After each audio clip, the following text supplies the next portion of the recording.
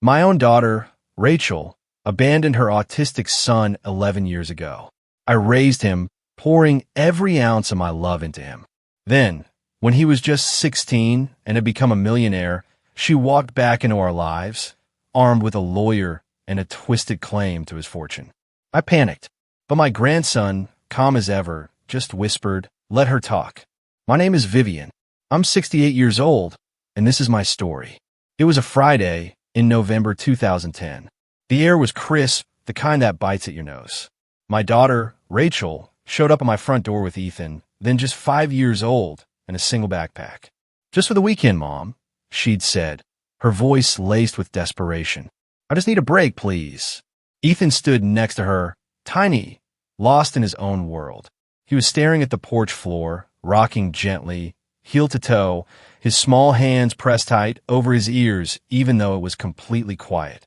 My heart ached for him already. "Rachel, what's—" I started, but she was already turning away. "I'll call you Sunday," she threw over her shoulder, walking fast toward her car. No hug for Ethan. No goodbye kiss. Just gone.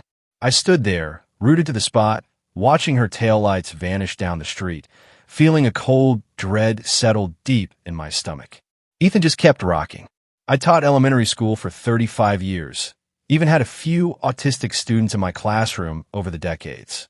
I thought I understood. But standing there with my grandson, with no specialists or aides in sight, I felt a terrifying wave of ignorance wash over me. I knew almost nothing about actually living with autism. Not really. This wasn't a textbook.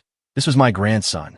"Hey, Ethan," I said softly, trying to keep my voice even. "Want to come inside?" He didn't look at me, didn't move, just kept rocking. I picked up his backpack. It was impossibly light, far too light for a weekend stay. I opened the door wider, waited. After a long minute, he walked past me into the house, his hands still clamped over his ears. The refrigerator hummed, and he flinched. The heater clicked on, and he pressed his hands tighter.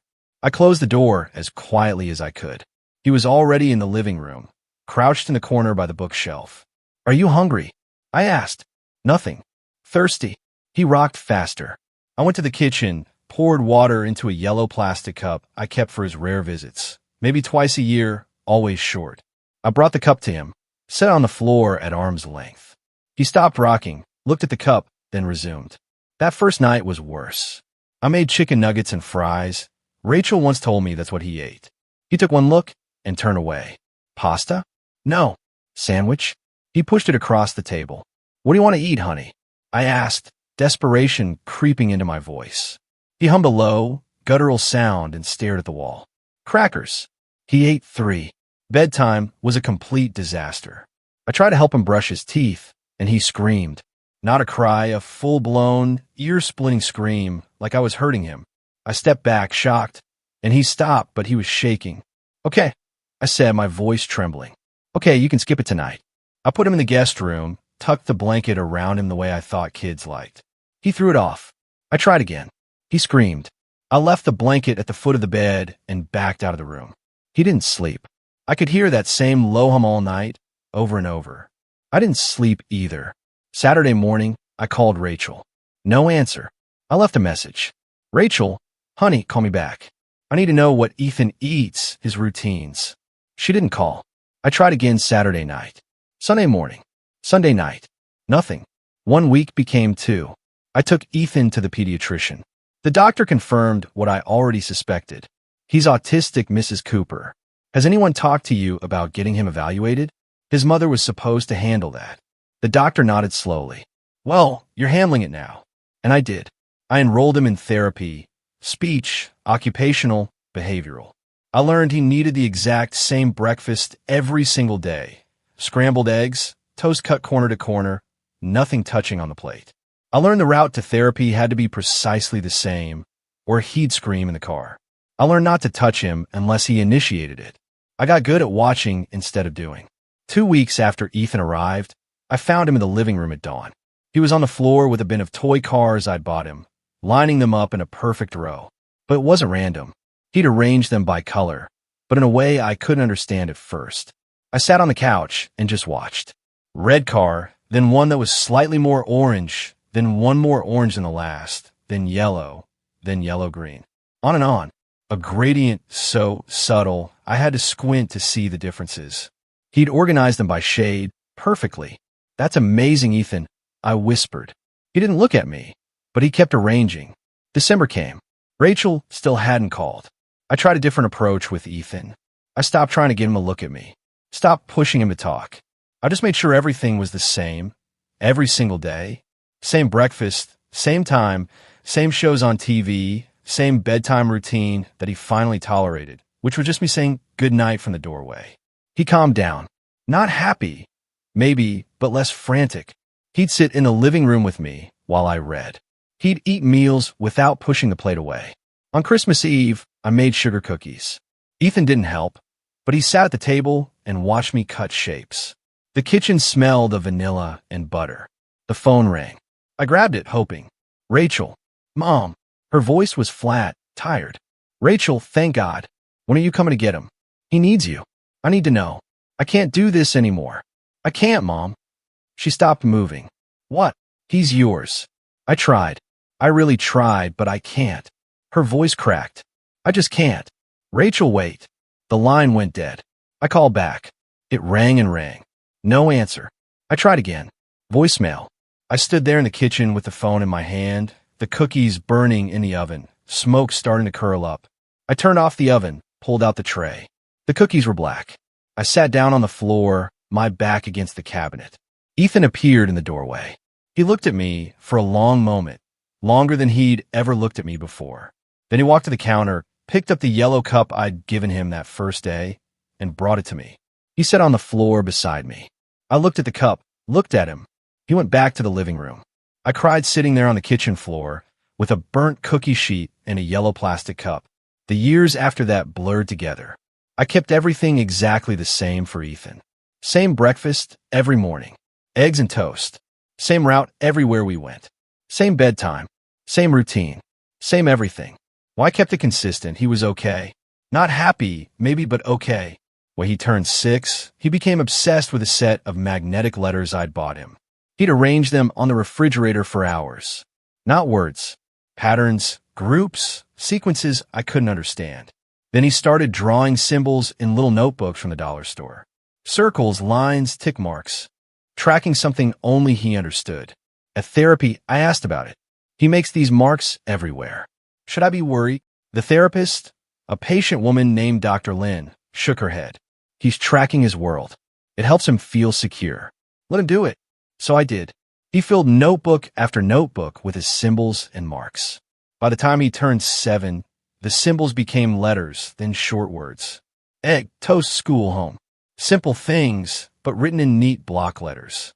At 8, he was writing full sentences, times what he ate, where we went, what happened.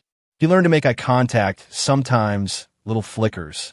He learned to tolerate the grocery store if we went at the same time every week. He learned that I wasn't going to leave, wasn't going to change things without warning. One morning in spring, when he was 8, I was making breakfast. Eggs, toast, same as always. Ethan sat at the table with his notebook, writing something. Why did Mom leave? I nearly dropped the spatula. I turned around. Ethan was looking at his notebook. Not at me, but he'd spoken. 3 years of mostly silence, then single words, and now this. A full sentence, a question. I sat down across from him. She said she couldn't handle it. He nodded once, wrote something in his notebook, went back to staring at the page. I got up, finished making breakfast, put his plate in front of him. Then I went to the bathroom and cried where he couldn't hear me. He'd spoken. He'd asked a question I didn't know how to answer. But I told him the truth. That's all I could do. The truth. And eggs and toast every morning. And the same yellow cup. That's what I had to give him. It would have to be enough. A year after Ethan first spoke to me, the school called with a problem. It was September 2014. Ethan was 9, starting 4th grade. I thought we'd moved past the hardest parts. He was talking in full sentences now, eating in the cafeteria without meltdowns, even raising his hand in class sometimes. Progress. Then, Principal Andrews wanted to move him. Mrs. Cooper, we need to discuss Ethan's placement, he said over the phone. New teacher this year, Mrs. Brennan, who'd seemed kind at orientation. I've been hopeful. What's the problem? I asked, my stomach tightening. Ethan will be better served in our special needs classroom. The other students are moving at a different pace. I gripped the phone. Ethan keeps up with the work. It's not about academics. It's about behavior. He doesn't participate in group activities. He won't make eye contact during circle time. Yesterday, he covered his ears during music class because it's loud. He has sensory issues. Mrs. Cooper, we have a program designed for children like Ethan. It will be less stressful for everyone. Less stressful for the teacher, he meant. I want an IEP meeting, I said, my voice firm. We can arrange that, he said. Silence. Then I'll have my secretary call you. I spent 3 days preparing. Printed every report card, every therapy progress note, every piece of documentation I'd kept in folders. Ethan's reading was above grade level. His math was 2 years ahead. His handwriting was careful and neat, every letter perfectly formed. The problem wasn't that he couldn't learn. The problem was that he learned differently. The meeting was on a Friday afternoon. A conference room at the school. Too bright. Fluorescent lights humming. Principal Andrews sat at the head of the table. Mrs. Brennan next to him. School psychologist. Special education coordinator. All of them with folders. I had one folder, but it was thick. Thank you for coming, Mrs. Cooper, Principal Andrews said. We want what's best for Ethan. So do I. Mrs. Brennan spoke first. Soft voice, sympathetic smile. Ethan is a sweet boy, but he struggles socially. He doesn't interact with peers. During group work, he sits alone. He refuses to participate. Does he do the work? I asked. She hesitated. Yes, but education isn't just about worksheets. It's about learning to work with others, to communicate. He's autistic. Communication is harder for him, but he's trying. The special education coordinator, a woman named Miss Pierce, leaned forward. Our resource room offers a smaller setting, fewer distractions, students who understand his challenges, students who can't keep up academically. I finished. That's not Ethan. Principal Andrews used that principal voice, the one I recognize from my own decades in classrooms. Reasonable, patient, condescending. We understand you want Ethan in a mainstream classroom, but we have to consider the needs of all students. You're telling me Ethan is disruptive? I said, not disruptive exactly. Then what's the problem? Miss Pierce opened her folder. Ethan's social skills assessment shows significant delays. His IQ testing was inconclusive. He refused to finish several sections because they were timed, and that made him anxious. His therapist documented that. Which brings us back to our point. Principal Andrews said, Ethan needs support we can't provide in a regular classroom. I opened my folder, pulled out the first document. This is Ethan's reading comprehension test from last month. 97%, 7th grade level. Next document, math assessment, 100%, 5th grade material. I kept pulling papers, stacked them in front of Principal Andrews. These are therapy notes showing his progress in speech, in emotional regulation, in sensory tolerance. He's come further in 4 years than anyone predicted. Not because he's in a special room with low expectations, because people believed he could do more. Mrs. Brennan looked uncomfortable. It's not about expectations. Yes, it is. You want him somewhere else because he makes you uncomfortable. Because he doesn't perform normal the way you want normal to look. The room went quiet. Principal Andrews cleared his throat. Mrs. Cooper, I understand you're frustrated.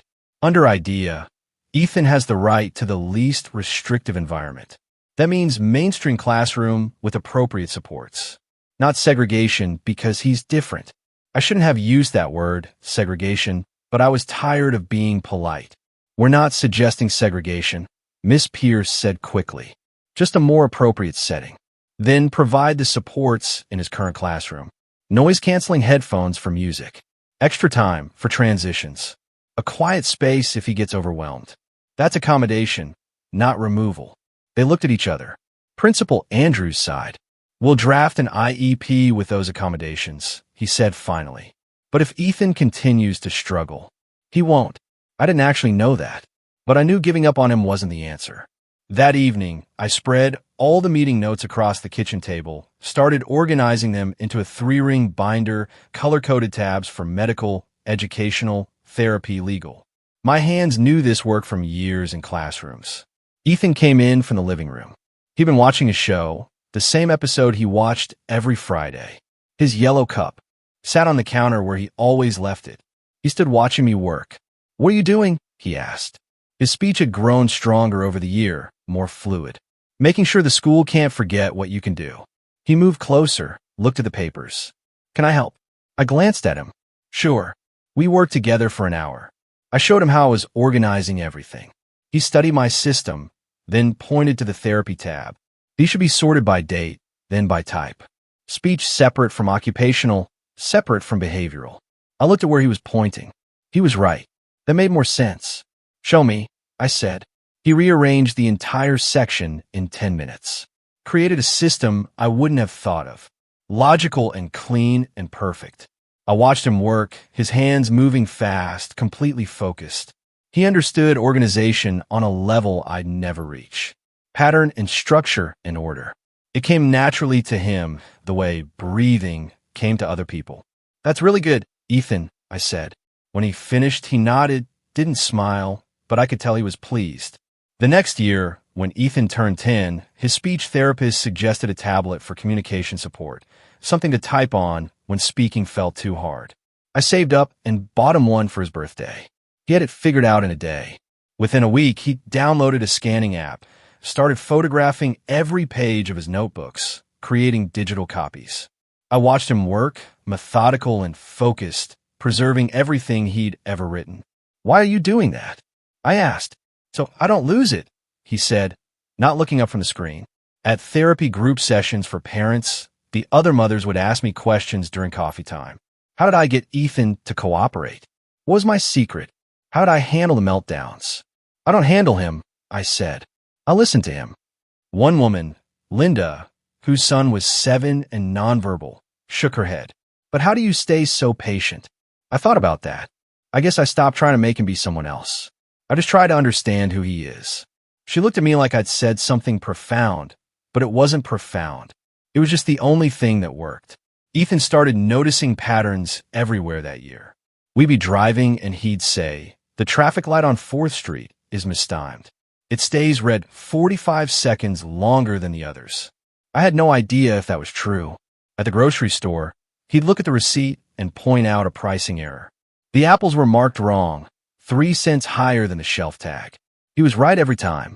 Once at a parent-teacher conference that fall, Principal Andrews smiled at me while explaining Ethan's progress, but his eyes stayed flat, cold.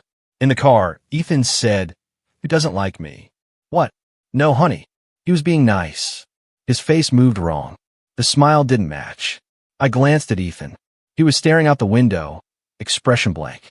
"What do you mean?" When people really smile, the muscles around their eyes contract. His didn't. He was pretending. I drove in silence.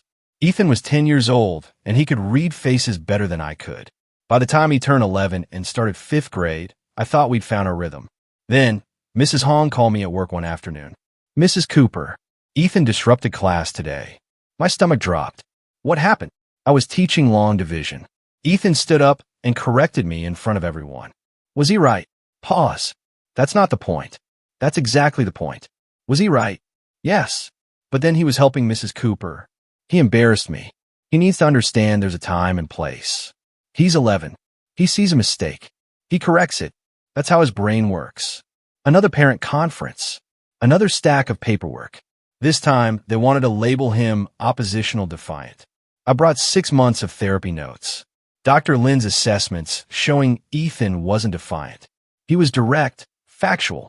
He didn't understand social hierarchies that said adults were always right, even when they were wrong. He's not being disrespectful, I explained to the school psychologist. He's being honest. There's a difference. They agreed to drop it, barely. That night, Ethan asked me a question while we ate dinner. Why did they want me to be different? I set down my fork. What do you mean? The teachers, the other kids, everyone wants me to act like I'm not me. I didn't have a good answer. Not really, I said finally, because they're scared of people who seem more than they do. He thought about that, nodded once, went back to eating. A few weeks later, he asked if I had his birth certificate. Why do you need that? I asked. I want to see it. I found it in my file cabinet. He studied it for a long time, then asked for his school enrollment papers, his social security card, anything with his name on it. Are you okay? I asked. Is this about your mom? I just want to see everything. Make sure it's all there. I assumed he was processing what had happened, trying to understand why Rachel left, what his life looked like on paper. It made sense for a kid who organized the world in categories and files. I helped him scan everything into his tablet. Birth records, medical history, every legal document I had in the filing cabinet. He saved them all carefully, backed them up, created folders with labels I didn't quite understand. What are you building? I asked once. A system, he said, so nothing gets lost. I kissed the top of his head. Okay, buddy. Whatever helps. I thought he was coping with his past. I had no idea he was preparing for his future. That future started taking shape the summer Ethan turned 12. He'd been scanning documents for months by then, organizing everything into his tablet with a focus I'd learned not to interrupt. But in June 2017, I discovered something new. Coding. I found him at the kitchen table one afternoon with my old laptop open, staring at a screen full of text that looked like gibberish to me. Lines of words and symbols and brackets. What are you doing? I asked. Learning Python. He didn't look up. What's Python? A programming language. I'm following a tutorial. I leaned over his shoulder. The screen showed instructions about variables and functions and loops. None of it made sense to me. Is this for school? No, I just want to learn it. I left him alone. That's what worked with Ethan. Let him follow what interested him. He spent the entire summer on that laptop. While other kids were at baseball camp or the pool, Ethan was coding. I'd bring him lunch, and he'd eat without looking away from the screen. His yellow cup sat beside the laptop, half full of water. He'd forget to drink. By August, he was showing me things he'd made. Little programs that did tasks I didn't understand. This one sorts files by date, he explained. This one finds duplicates. This one checks if a file has been modified. That's really impressive, Ethan. He nodded, kept typing. In September, I used the last of my savings to buy him a better computer. A real one. Not my hand-me-down laptop that took 5 minutes to start up. He'd earned it. The man at the electronics store asked what Ethan would use it for. Programming, Ethan said. How old are you? 12. The man smiled. That's a good age to start. You'll go far. Ethan didn't respond. Just waited for me to pay. At home, he set up the new computer in his room. I made him promise to still come out for meals and to sleep at reasonable hours. He agreed, but I could tell his mind was already back in that world of code I couldn't enter. One evening in October, he called me to his room. I want to show you something. I sat on the edge of his bed. He pulled up a program on his screen. What is it? Watch. He opened a document. A simple text file with a few sentences. Then he ran his program. Numbers appeared on the screen. Long strings of them. That's the document signature. Like a fingerprint. Okay, I said, not really understanding. He opened the document again, changed one word, saved it. Ran the program again. Different numbers appeared. See? The signature changed. That means the document was altered. So you can tell if someone edits something? Yes. And when and how many times? He looked at me, actually made eye contact for a moment. So things stay true. I thought about all those school meetings. All those times administrators had said one thing and then claimed later they'd said something else. All the times I'd wished I had proof. That's brilliant, Ethan. He turned back to his screen. It's just pattern recognition. Digital instead of physical. Just pattern recognition. As if that wasn't everything. The next year, when he was 13, the project expanded. I want to digitize all your binders, he said one morning at breakfast. The school meeting notes, all of it. I looked at him over my coffee. That's a lot of scanning. We already did the legal stuff. I know, but I want everything in the system. What system? The one I'm building so nothing gets lost or changed. I thought about it. Those binders held years of fights, years of advocacy, years of proof that Ethan wasn't what people assumed he was. Okay, I said, but you're doing the scanning. My back can't handle that many hours hunched over. We spent weeks on it. I'd pull out binders, and Ethan would scan page after page. IEP meeting notes from 2014, therapy assessments from 2012, report cards, progress notes, incident reports, every piece of paper that told Ethan's story. He didn't just scan them. He did something to each file on his computer, adding layers of information I couldn't see. What are you adding? I asked once. Timestamps, verification codes, hash values. He paused. Each document connects to the ones before and after it like a chain. If someone tries to change one link, the whole chain breaks. Why would someone change them? He looked at me. Why did Principal Andrews try to move me when I was 9? Fair point. So this protects the truth, I said. Yes. By the way, if you're still with me on this wild ride, make sure to hit that subscribe button. You won't want to miss the next unbelievable story. I watched him work. This kid who'd been nonverbal 7 years ago, who'd screamed at the sound of the vacuum cleaner, who couldn't look anyone in the eye. Now he was building something I could barely comprehend. Something powerful. I'm proud of you, I said. He nodded once, kept scanning. Our relationship had changed by then. We didn't need a lot of words. I'd say something, he'd nod. He'd show me something on his computer. I'd tell him it was good. We had dinner together every night. Same time, same seats. His yellow cup always to the right of his plate. Comfortable. That's what it was. Comfortable silence with someone who understood you didn't need to fill every quiet moment with noise. He turned 14 in November 2018. One afternoon, he asked if I kept anything from when he first came to live with me. Like what? Receipts, calendars, bank statements, anything from 2010 or 2011. I frowned. Why would you want that? I just want to see it. I led him to the garage, showed him the boxes I'd never thrown away because I'm not a throwaway kind of person. Old tax records, utility bills, bank statements going back a decade. Calendars where I'd written appointments and errands in cramped handwriting. You kept all this? He asked. I taught elementary school. We keep everything. He started going through the boxes, pulled out my 2010 calendar, opened it to November, ran his finger down the dates. Why do you need this? I asked. I need to know what really happened, not what people say happened. What actually happened? I sat down on an overturned crate. This is about your mom. He didn't answer right away. Just kept looking at the calendar and my handwriting marking the day Rachel brought him, the days after when I'd written try chicken nuggets and call Rachel and doctor appointment. I need to know the timeline, he said finally. When things happened. What was real? My chest tightened. He was processing it. The abandonment, the years without her, the questions he'd never gotten answers to. We can skin all of it, I said. Whatever you need. We brought the boxes inside.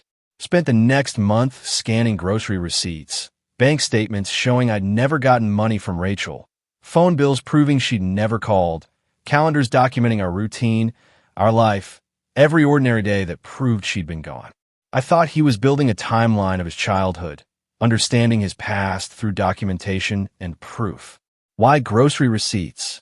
I asked once, watching him scan a faded slip from 2011. They have dates. They show where we were, what we bought. They're evidence. Evidence of what? Of what happened. Of what was real. I didn't push. If he needed this to heal, I'd help him. He started staying up later that year. I'd go to bed at 10 and hear the click of his keyboard through the wall. At midnight, I'd get up, make him a sandwich or cut up an apple, leave it on his desk without saying anything. Thanks, he'd murmur, not looking away from his screen. Some nights I'd wake at 2 or 3 in the morning and see light under his door. Ethan, you need to sleep. Almost done. He was never almost done. One night in February, I brought him tea at 1 in the morning. His room was cold. 3 monitors now, all showing different screens of code and documents and data. What are you making? I asked. He paused, turned to look at me. Something that will help people know what's real and what's fake. What actually happened versus what someone claims happened. That's really important to you. Yes. Because of your mom? He thought about that. Because people lie. And sometimes you need proof. I kissed the top of his head. His hair needed cutting. Don't stay up all night, I said. I won't. He did anyway. I'd find him asleep at his desk some mornings, head on his arms, monitors still glowing. I'd put a blanket over him and make breakfast. He'd wake up an hour later and come to the kitchen like nothing had happened. I was proud of him, proud of his dedication, his intelligence, his drive to create something meaningful. I just didn't understand what it was really for. I thought he was healing from the past. I didn't know he was building armor for the future. He'd ask me sometimes to test his programs. Click this button. Tell me if the colors looked right, if the words made sense. I didn't understand what any of it did, but I could tell him if it looked finished. Does it work? I'd asked. Yes. Then what are you still working on? Making it better. Better. Always more accurate. Always one more test. One more verification. One more way to prove what was real and what wasn't. I thought it was just a project, something impressive he'd put on college applications someday. I had no idea what he was really building. What he was building turned out to be something people would pay millions for. Ethan was 15 when he finished it. Spring 2020, middle of the pandemic, the world locked down, and everyone's suddenly living online. Ethan barely noticed the difference. He'd been living in his room with his computers for years already. I want to show you something, he said one afternoon in May. I followed him to his room, 3 monitors, all showing different screens. He pulled up a program with a clean, simple interface. Nothing fancy, just boxes and buttons and text. This is it, he said. The verification system. What does it do? He clicked through screens, showing me features I only half understood. It analyzes documents, checks if they've been altered when they were created. If the signatures match other known samples, it catches forgeries. I watched the program run through a sample document. Numbers appeared, graphs, analysis results. So if someone fakes a document, this catches it. Yes, the metadata, the digital fingerprints, the patterns. It sees what people can't. That's incredible, Ethan. He nodded. I'm going to sell it. To who? Security companies, fraud prevention, anyone who needs to verify documents are real. He said it so matter-of-factly, like it was obvious. My 15-year-old grandson was going to sell software to companies. Do you know how to do that? I asked. I've been researching. Of course, he had. He started reaching out to companies that month. Sent emails with professional language I helped him polish, though his direct way of writing was clearer than most business communication I'd seen. The first sale came in June. A small security firm bought a license for $20,000. ISTATTHENUMBERONTHESHOWEDME. 20,000. Star over on the screen when Ethan showed. 20,000. It's less than it should be, he said, but it's a proof of concept. Now I have a client. He was right. Once word got out that his system worked, other companies wanted demos. Ethan took conference calls in his room, that same calm voice he used with me, explaining technical concepts without dumbing them down. I'd listen from the hallway. Sometimes he'd say things like, the algorithm compares hash values across multiple verification layers, and somehow the business people on the other end understood him or pretended to. He turned 16 in November 2020. By January 2021, he had 6 more clients and enough money in his account to pay for college twice over. Then the big offers started coming. Tech companies wanted exclusive rights. Corporate fraud prevention firms wanted to license it for their entire operations. The numbers jumped from thousands to hundreds of thousands to millions. I need help, Ethan said in February. I don't know how to evaluate these contracts. I found a business lawyer through a colleague, James Nakamura, specialized in intellectual property and software licensing. He met with us on a Saturday morning at our kitchen table, spread out 3 different contract offers. These are all substantial, he said, looking at Ethan. You built something valuable. Ethan nodded. Which one is best?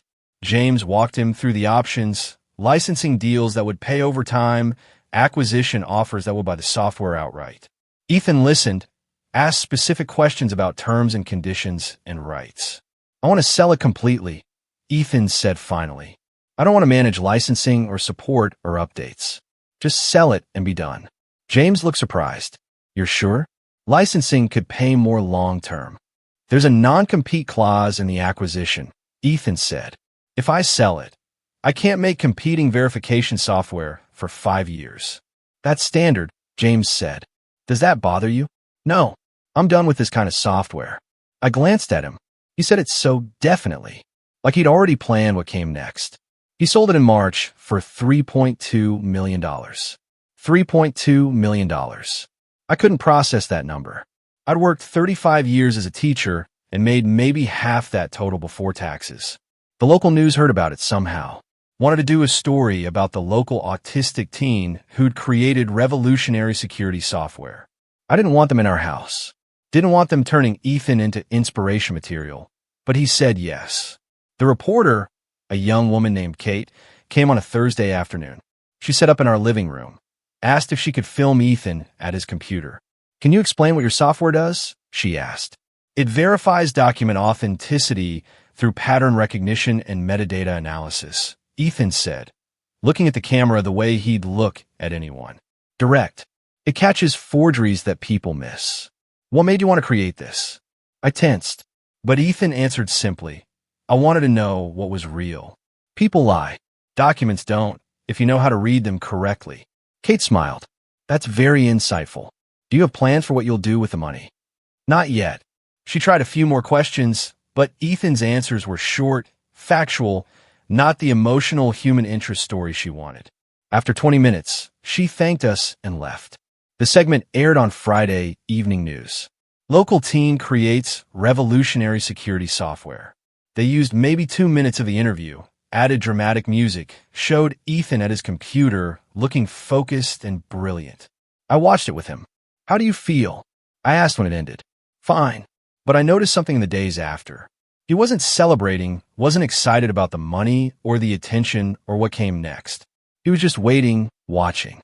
I'd catch him staring out the window, sometimes, or sitting at the kitchen table with his yellow cup, not drinking, just holding it. "You okay?" I'd asked. "Yeah," but he wasn't. Something had shifted, some tension I couldn't name. 2 weeks after the news story aired, the doorbell rang on a Tuesday afternoon. I wasn't expecting anyone. Ethan was in his room. I opened the door, and there they were. A woman in a gray suit, expensive looking, hair perfect.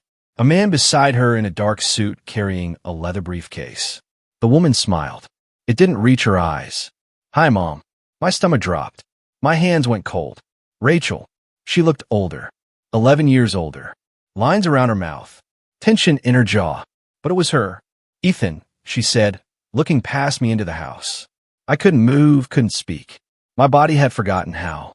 "I'm Stephen Walsh," the man said. "Mrs. Cooper's attorney. We'd like to speak with you about Ethan's situation." "His situation?" I managed. Rachel's smile got tighter. "Can we come in? This is important." I should have said no. Should have closed the door. I was frozen. Ethan appeared behind me in the hallway. He looked at Rachel. His face was completely blank. No surprise, no emotion, nothing. He just watched her the way he'd watch traffic patterns or pricing errors. Analytical, calculating. "Come in," he said. My legs moved without my permission. I stepped back. They came into my house, Rachel and her lawyer, and I felt sick.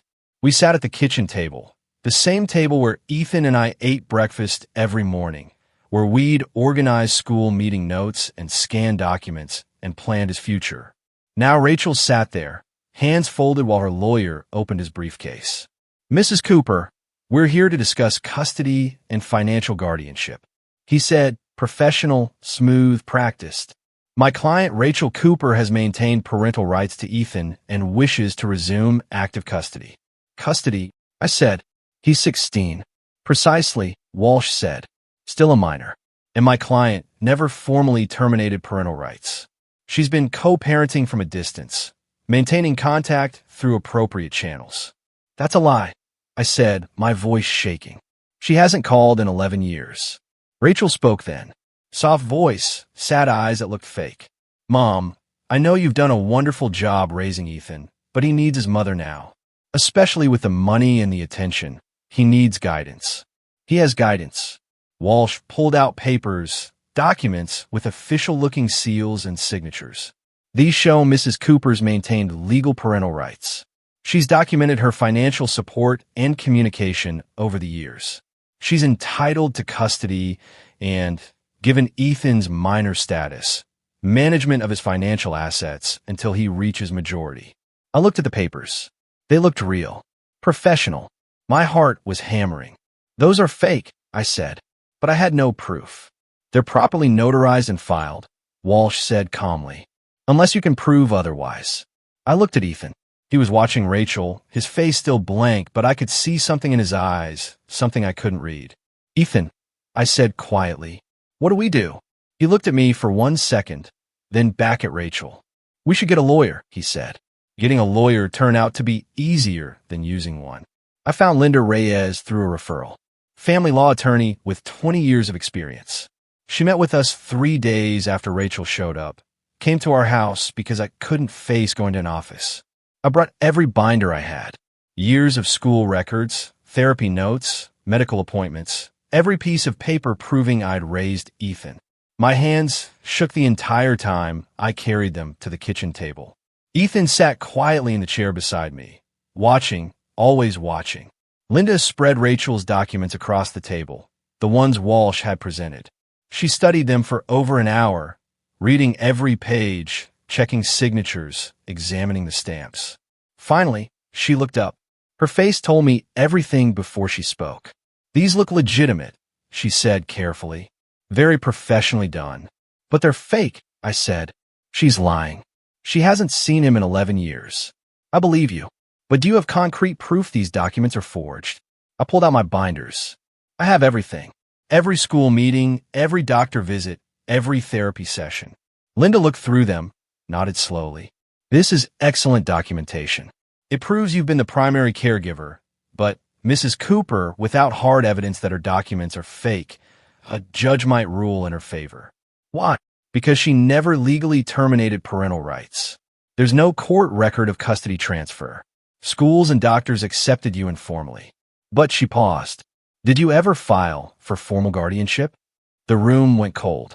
I didn't think I needed to. She abandoned him. I know, but legally, without documentation of that abandonment, without her signing away rights, she's still his parent on paper. Linda's voice was gentle but firm. Her lawyer will argue that informal arrangement doesn't override parental rights. I couldn't breathe. So she could just take him? She's not trying to take physical custody. He's 16. Courts rarely force teenagers to move. She's after financial guardianship, control of his assets until he's 18. $3.2 million. That's what this was about. Can we fight it? I asked. Yes, but I need you to understand. Her case looks strong. She has documentation, a compelling narrative about maintaining involvement from a distance. Unless we can prove those documents are fraudulent, we'll lose. Linda didn't disagree. I looked at Ethan. He sat perfectly still, hands folded on the table, face blank. He wouldn't meet my eyes. Ethan, I said quietly, do you understand what's happening? Yes. Are you scared? He thought about that. No. How could he not be scared? I was terrified. Linda explained the next steps, depositions, discovery, court dates. It would take weeks, maybe months. The whole time Rachel's claim would hang over us. After she left, I sat at the kitchen table and broke down. We're going to lose, you know. I said through tears. After everything, after 11 years, we're going to lose. Ethan stood up, didn't say anything, just walked to his room and closed the door. I wanted him to tell me it would be okay, to show some emotion, some fear, something, but he just left me there. I cried alone at the table for an hour. The deposition started 2 weeks later. Rachel went first. She sat in the conference room at her lawyer's office, perfectly composed, hairstyled, makeup subtle, wearing a soft gray sweater that made her look maternal. I visited monthly when possible, she testified, her voice clear and calm. Sent financial support through money orders. Called regularly to check on his progress. Why didn't you take physical custody? Walsh asked her. I felt it was better for Ethan to have stability with my mother while I dealt with personal challenges, but I never stopped being his mother. I never stopped caring. She provided dates, specific months when she claimed to have visited, exact dollar amounts she supposedly sent. December 2012, $300. April 2014, $500. On and on. A detailed financial record of support that never happened. I sat there listening, nails digging into my palms. Mrs. Cooper, why are you seeking custody arrangements now? Walsh asked. Because Ethan has significant assets that need proper management, and because he's approaching adulthood, I want to be present for this crucial transition, to guide him, to make up for lost time. She looked at me when she said it. Sad eyes, regretful smile. I wanted to scream, wanted to call her a liar in front of everyone. But Linda had warned me, stay calm. Don't react. Let her tell her story. After Rachel finished, Linda took me aside. Her testimony is detailed, consistent. That's very convincing to judges. It's all lies. I know, but can you prove it? I couldn't. Ethan's deposition was 3 days later. Walsh asked him questions about his childhood, about memories of his mother, about her involvement. Do you remember your mother visiting you? Walsh asked. I don't recall specific visits. Do you remember phone calls from her? I'd have to check my records. What about financial support? Did you know she was sending money? I don't remember receiving money from her.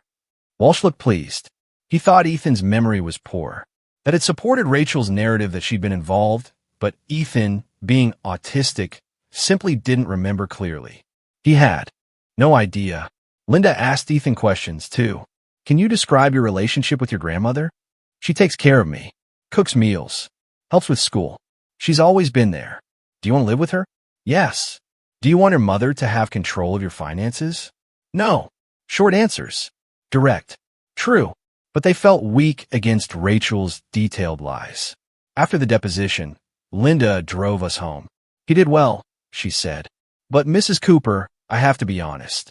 Without evidence proving Rachel's documents are forged, this is going to be difficult. How difficult? We might lose. That night, I couldn't sleep at all. I lay in bed staring at the ceiling, thinking about Ethan being taken away, Rachel controlling his money, him turning 18 and being free. But those 2 years feeling like forever. At 3 in the morning, I got up, saw a light under Ethan's door. I opened it quietly. He was at his computer, 3 monitors glowing. Lines of code scrolled across one screen. Documents and data filled the others. Ethan, it's 3 in the morning. He didn't turn around. I know you need to sleep. Court is tomorrow. I'm almost done. Done with what? He kept typing. My records. I moved closer. Saw spreadsheets with dates, files with names. I recognized my bank statements, calendar entries, phone records. Ethan, I don't know what to do. I said, my voice broke. I don't know how to fight this. He stopped typing. Didn't turn around. Just tell the truth tomorrow, he said quietly. That's all you have to do. The truth isn't enough. She has documents. She has proof. Fake proof, but proof. Tell the truth, he repeated. I wanted to shake him, to make him understand how serious this was. But he just sat there calm, focused, like losing me didn't matter. I went back to bed. Didn't sleep, just lay there in the dark, terrified. Ethan stayed at his computer all night. I heard the keyboard clicking until dawn. I had no idea what he was doing. I just knew I was about to lose him, and there was nothing I could do to stop it. Morning came, whether I wanted it to or not. I got up at 6, made breakfast, neither of us would eat. Ethan came out of his room at 7, showered, dressed in the button-down shirt we bought for court. He looked older than 16, tired but calm. You ready? I asked. Yes. We drove to the courthouse in silence. My hand shook on the steering wheel. Ethan stared out the window. Linda met us on the steps. Remember, stay calm. Let me do the talking. Ethan, answer questions directly, but don't volunteer information. Ethan nodded. The courtroom was smaller than I expected. Wood paneling, fluorescent lights, that smell of old paper and floor polish. Judge Harrison sat at the bench. A woman in her 50s with sharp eyes and gray hair pulled back.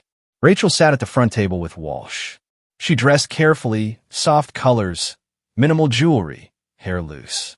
She looked like a concerned mother. We sat at our table, Linda on one side of me, Ethan on the other. All rise, the bailiff said. The hearing began. Walsh stood, presented his case smoothly. Rachel Cooper, devoted mother, maintained consistent involvement despite personal challenges.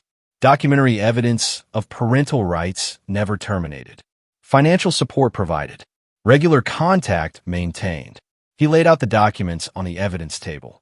The custody papers, the co-parenting agreements, the financial records. All fake, all convincing. Judge Harrison reviewed them carefully, took her time. Then she looked at Rachel. Mrs. Cooper, can you describe your involvement in Ethan's life over the past 11 years? Rachel's voice was steady, warm. I try to stay connected as much as possible, Your Honor. I visited when I could. I sent money to help with his care. I called regularly to check on his progress. Why didn't you maintain physical custody? I felt it was better for Ethan to have stability with my mother while I addressed personal issues. But I never abandoned him. I never stopped being his mother. She said it with such conviction, such sincerity. I wanted to scream. The judge asked more questions. Rachel answered all of them. December 2013, she visited for Ethan's birthday. April 2015, she sent $500 for therapy costs. May 2017, she called to discuss his progress in school. Lies, all lies, but detailed, consistent lies. Judge Harrison looked thoughtful. Thank you, Mrs. Cooper. Then it was Linda's turn. She presented my binders, years of school meetings, therapy records, medical appointments, every piece of evidence that I'd raised Ethan alone. But as she went through them, I could see the judge's expression. Sympathy but doubt. Miss Reyes, Judge Harrison said, these records show Mrs. Cooper has been the primary caregiver, but I don't see formal guardianship documentation. No court order transferring custody. No legal termination of parental rights. My chest tightened. Your Honor, Linda said carefully. Rachel Cooper abandoned Ethan when he was 5 years old.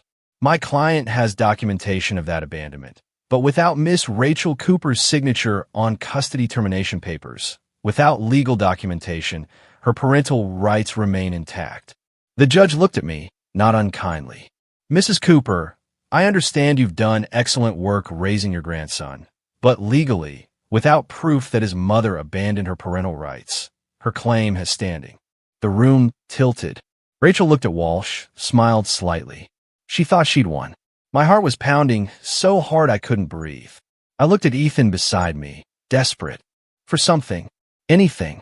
His face was completely blank, unreadable. I leaned in close, my voice a desperate whisper. She's lying, Ethan. We have to stop her. He barely turned his head. Let her talk, he whispered back. Let her talk? My heart was slamming against my ribs. We were losing. Everything was about to be ripped away, and he wanted her to keep spinning her web of lies? Judge Harrison looked at Ethan. Young man, do you wish to speak? A long pause. Ethan sat perfectly still. Then he stood. Yes, Your Honor. I have evidence. My heart stopped. What evidence? I'd given Linda everything I had. Approach, Judge Harrison said. Ethan picked up a bag I hadn't noticed him carrying. Walked to the witness stand, calm, steady like he'd done this 100 times. He pulled out a laptop. May I connect this to the display, Your Honor? Judge Harrison looked surprised. What are you presenting? Verification of document authenticity and timeline evidence. He spoke clearly, directly, the way he always did. I built a system that proves whether documents are real or forged. Walsh stood immediately. Your Honor, this is highly irregular. We weren't informed of this evidence. Your client presented fraudulent documents 6 weeks ago, Ethan said, looking at Walsh. I'm presenting analysis of those documents now. Judge Harrison studied Ethan. Proceed, but this better be relevant. Ethan connected his laptop. The courtroom display lit up. He pulled up Rachel's custody documents first, the ones Walsh had presented. They appeared on the screen, official-looking with stamps and signatures. These documents claimed to be from 2011 through 2020, Ethan said. But the digital metadata shows they were created 6 weeks ago, right after the news story about my sale aired. He clicked through screens showing creation dates, file properties, editing history, all time-stamped, all recent. Walsh objected. Metadata can be manipulated. Not in this case, Ethan said calmly. The signature verification shows additional discrepancies. He pulled up my copy of his birth certificate, Rachel's signature from 2005, then ran a program that analyzed the signatures on the custody documents. Numbers appeared, comparisons, statistical analysis. The pressure patterns don't match. The letter formation is inconsistent. The spacing and slant are different. These signatures were forged. Judge Harrison leaned forward. How do you know this? I built a verification system. It analyzes documents for authenticity. It's what I sold last month. You're 16, the judge said. Yes. She blinked. Continue. Ethan pulled up a new screen. A timeline. These are my records. I've been documenting my life since I was 9 years old. He showed spreadsheets, scanned documents, photographs, all time-stamped, all verified. Mrs. Cooper claims she visited in December 2013. Here's my grandmother's calendar from that month showing our schedule. Here are photos from that week with timestamps. Here's my therapy session notes from December 9th. Therapist confirmed. No mother present. Here's the school attendance record showing I was present every day that month. He clicked through more screens. December 2013. Rachel wasn't there. Mrs. Cooper claims she sent money orders. Here are 7 years of my grandmother's complete bank records. No deposits from Rachel Cooper.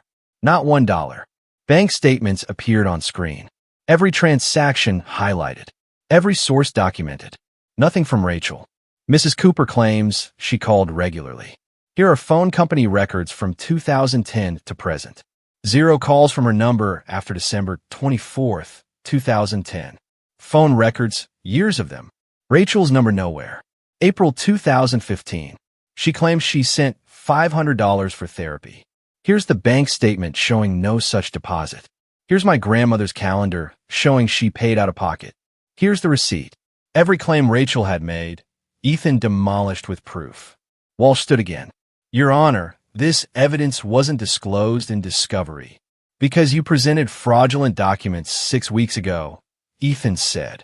I built the verification system to analyze them. That's impossible, Walsh said. You couldn't build something like this in 6 weeks. I didn't, Ethan said. I've been building it for 7 years. I just finished analyzing these specific documents 6 weeks ago. Judge Harrison stared at him. You've been documenting your life for 7 years. Yes, Your Honor. Every calendar entry my grandmother made, every receipt she kept, every therapy session, every school meeting, every bank transaction, everything is time-stamped, cross-referenced, and verified. The system makes it impossible to alter retroactively. He pulled up more screens, showed the judge how it worked, how each document connected to others, how the verification codes proved nothing had been changed. So when Mrs. Cooper says she visited monthly, sent money, called regularly, I can prove she didn't because I have proof of what actually happened, what was real. The courtroom was silent. Judge Harrison looked at Rachel. Mrs. Cooper, can you explain these discrepancies? Rachel's face had gone pale. She looked at Walsh. The metadata could be wrong, she said. Her voice shook. The dates might be... I did visit. I did send money. When exactly? The judge asked. December 2013. I remember. Do you have proof? Receipts, photos, anything? Rachel stammered. I didn't keep records. I was there. I know I was there. But you have detailed financial records of money orders sent. Yes, those show. She was falling apart, contradicting herself. The confident mother from 20 minutes ago was gone. Mrs. Cooper, Judge Harrison said coldly.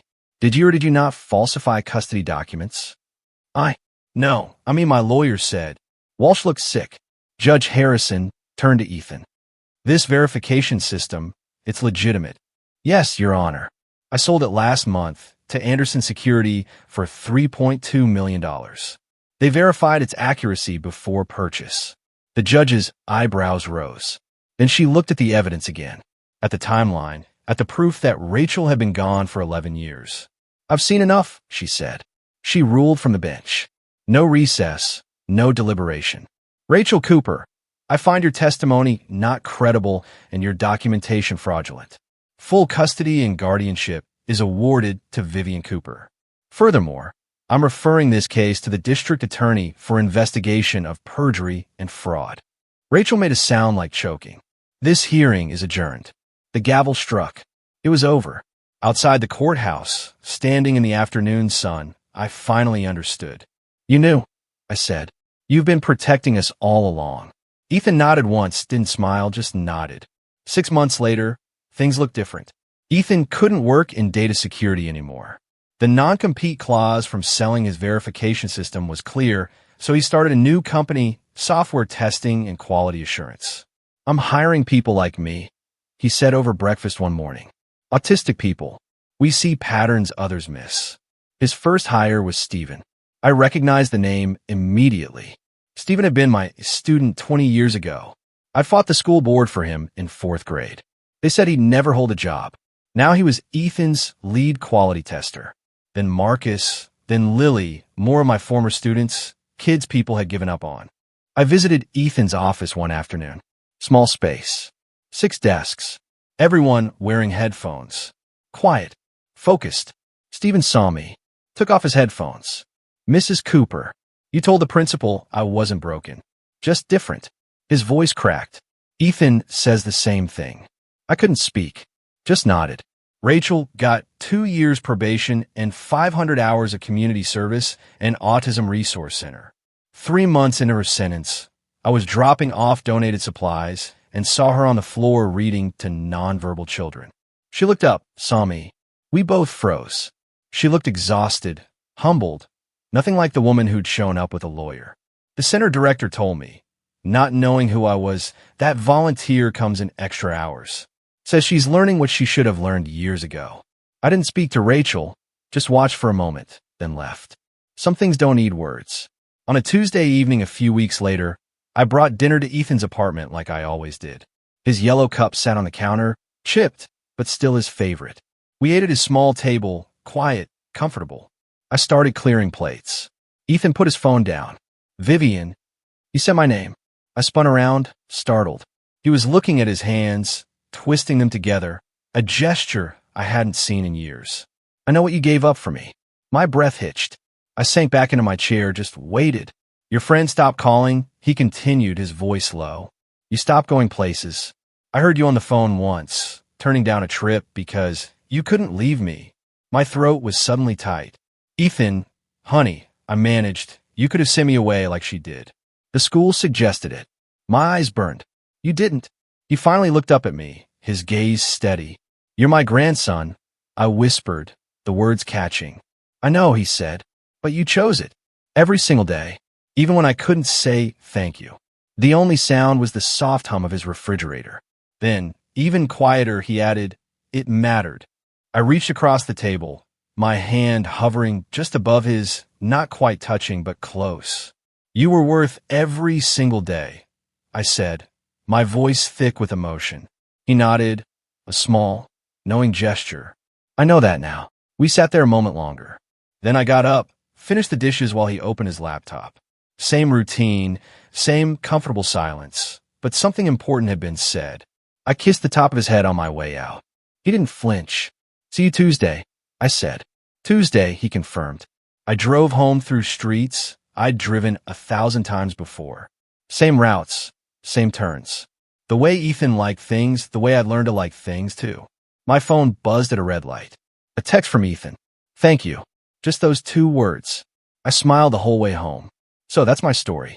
I'd love to hear what you think. If you were in my shoes, could you forgive your own daughter for abandoning your grandson? Tell me in the comments below. Thanks for watching. Take care.